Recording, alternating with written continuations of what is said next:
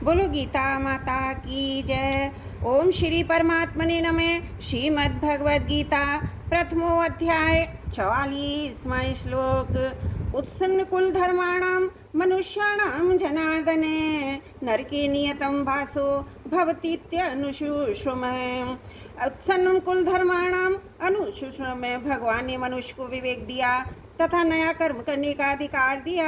अतः ये कर्म करने में अथवा ना करने में, अच्छा करने में अथवा मंदा करने में स्वतंत्र है। इसलिए इसको सदा विवेक विचार पूर्वक कर्तव्य कर्म करने चाहिए। परंतु मनुष्य सुख भोग आदि के लोभ में आकर अपने विवेक का निरादर कर देते हैं, राग द्वेष के वशीभूत हो जाते हैं, जिससे उनके आचरण शास्त्र और कुल मर्यादा के विरुद्ध होने लगते हैं। परिणाम स्वरूप इस लोक में उनकी निंदा अपमान तिरस्कार होता है और परलोक में दुर्गति नरकों की प्राप्ति होती है। अपने पापों के कारण उनको बहुत समय तक नरकों को कष्ट भोगना पड़ता है। ऐसा हम परंपरा से बड़े बूढ़े गुरुजनों से सुनते आए हैं। मनुष्याणाम पद में कुलघाती और उनके कुल के सभी मनुष्यों का समावेश किया गया है, अर्थात कुलघातियों के पहले जो हो चुके उन पितरों का अपना और आगे होने वाले वंश का समावेश किया जाता है। त्रुटियों के लिए क्षमा चाहती हूँ। 44वां श्लोक समाप्त। 45वां श्लोक। अहोबत महत् पापम कर्तुम व्यवसिता वयम यद्राजय सुख लोभेन हंतुम स्वजन्मुद्धता। अहो बात है स्वजन मुद्धता। ये दुर्योधन आदि दुष्ट हैं, इनकी धर्म पर दृष्टि नहीं है, इन पर लोभ सवार हो गया है, इसलिए ये युद्ध के लिए तैयार हो जाएं तो कोई आश्चर्य की बात नहीं। परंतु हम लोग तो धर्म अधर्म को, कर्तव्य अकर्तव्य को, पुण्य पाप को जानने वाले हैं। ऐसे जानकर होते हुए भी अनजान मनुष्यों की तरह हम लोगों ने बड़ा भारी पाप करने का निश्चय विचार कर लिया। इतना ही नहीं, युद्ध में अपने स्वजनों को मारने के लिए अस्त्र शस्त्र लेकर तैयार हो गए। ये हम लोगों के लिए बड़े भारी आश्चर्य की और खेद की बात है, अर्थात सर्वदा अनुचित बात है। हमारी जो जानकारी है, हमने जो शास्त्रों में सुना है, गुरुजनों से शिक्षा पाई है, अपने जीवन को सुधारने का विचार किया है, उन सब का अनादर करके आज हमने युद्ध रूपी पाप करने के लिए विचार कर लिया है। ये बड़ा भारी पाप है, महत पापम। इस श्लोक में अहो और बत में ये दो पद आते हैं। इनमें से अहो पद आश्चर्य का वाचक है। आश्चर्य यही है कि युद्ध से होने वाली अनर्थ परंपरा को जानते हुए भी हम लोगों ने युद्ध रूपी बड़ा भारी पाप करने का पक्का निश्चय कर लिया है। दूसरा बत पद खेद का, दुख का वाचक है।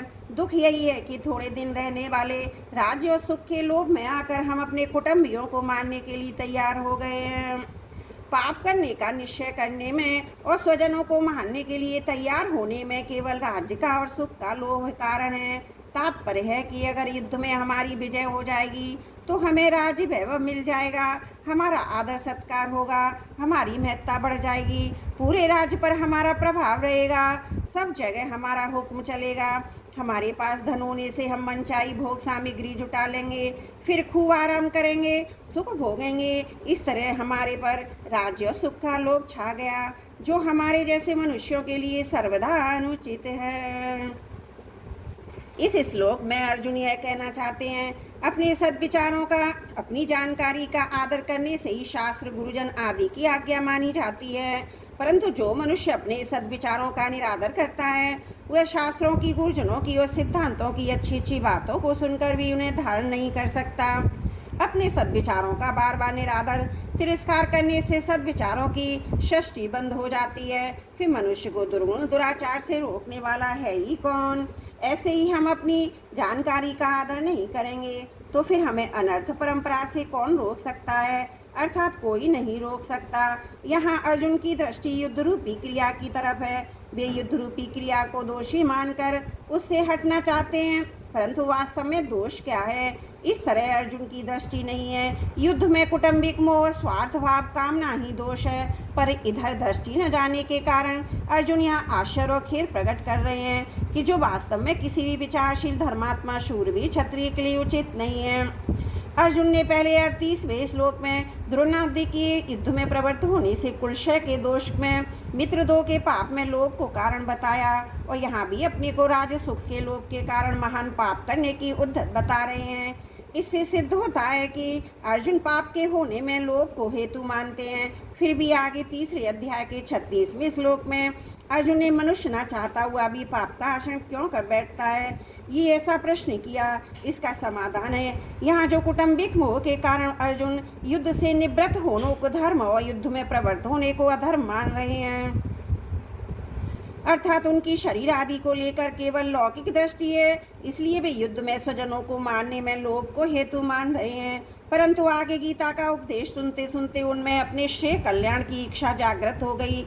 गीता तीसरे अध्याय का दूसरा श्लोक, इसलिए वे कर्तव्य को छोड़कर कर्म करने में प्रवृत्त होने में कौन बताते हैं, ऐसा पूछते हैं। अर्थात वहाँ तीसरे अध्याय के 36वें श्लोक में अर्जुन कर्तव्य की दृष्टि से साधक की दृष्टि से पूछते हैं। त्रुटियों के लिए क्षमा चाहती हूँ। वसुदेव सुतम देवम कंस चारुण मर्दनम देवकी परमानंदम कृष्णं वंदे जगद्गुरुम्।